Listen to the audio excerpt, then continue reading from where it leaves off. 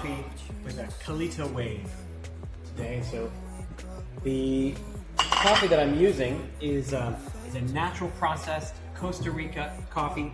So it's actually a honey processed coffee, which means that for some part of the drying process of the coffee, the fruit was left on the seed while it was drying to impart some of the natural sweetness of the coffee cherry onto the fruit. It's a method that Costa Rica has become known for. And I'm using water that's around 94 degrees Celsius. First, I'm going to rinse my paper in the Kalita wave.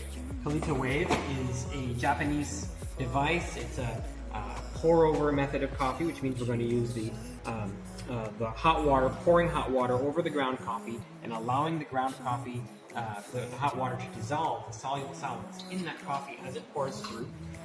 Kalita wave is slightly different from some of the other pour-over methods, like Hario V60, for example, which is a more well-known pour-over method. We're going to use the Kalita today. Kalita has its own filters. Sometimes people try to use a Kalita wave method, but they don't have the Kalita filters around here. I've noticed places doing that, which is unfortunate. It doesn't quite get the same effect. I'm going to do the whole thing on the scale today, and we're going to start with around 20 grams of coffee and 40 grams of water. And I'm going to give it a stir. Started my timer. I've stirred this for 10 or 15 seconds. What we do when we're brewing coffee, we are dissolving the soluble solids in the coffee, and we want to dissolve them in the right rate so that we're getting just the right flavors and aromas out of the coffee that we want without getting the stuff that we don't want.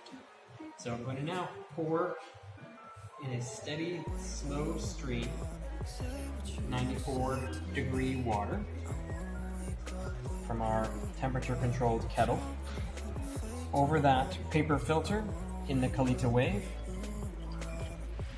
This whole process will take around 3 minutes. And the water is slowly filtering through that Costa Rica coffee and through the small holes. There are 3 small holes in the bottom of the Kalita wave cone. And we're pouring at roughly the same rate as the coffee is pouring through the holes now. The Kalita wave uses a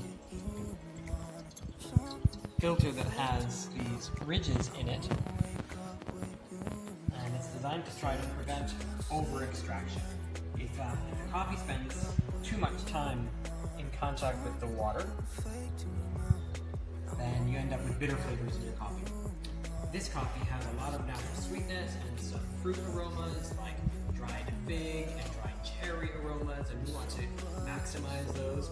We want to take out all of the desired, all of those really good soluble solids, all of those flavor compounds, but we don't want it to get bitter, which means we want to take out just enough, but not too much. If you under-extract your coffee, it will be sour. That is, if you have the coffee in contact with the water for not long enough, or the water isn't hot enough, then your coffee will be sour. If you over-extract the coffee, that is, if the water is in contact with the coffee for too long, or if the water is too hot, or if there's too much agitation, too much mixing around, and you end up with bitter coffee. We want to avoid bitterness and sourness to have a nice, balanced coffee. And we're getting 350 grams of brewed coffee, 350 grams of water for our 20 grams of Costa Rica coffee at around 94 degrees. And now we'll call that finished. Give it a final swirl. Ooh, like that. Combine the coffee together so that it's nice evenly extracted. And we use a white meringue next to all of our coffees because we want something that's sweet to go with the coffee, but that's not going to interfere with the flavors of the coffee. So I don't use a cookie or something like that. We use just a plain unflavored meringue. And we'll pour into the mug.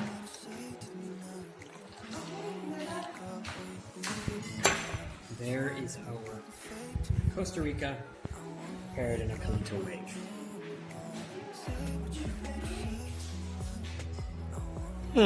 All right. Thank you. Oh, that was very interesting. That was very nice. Grab a second cup.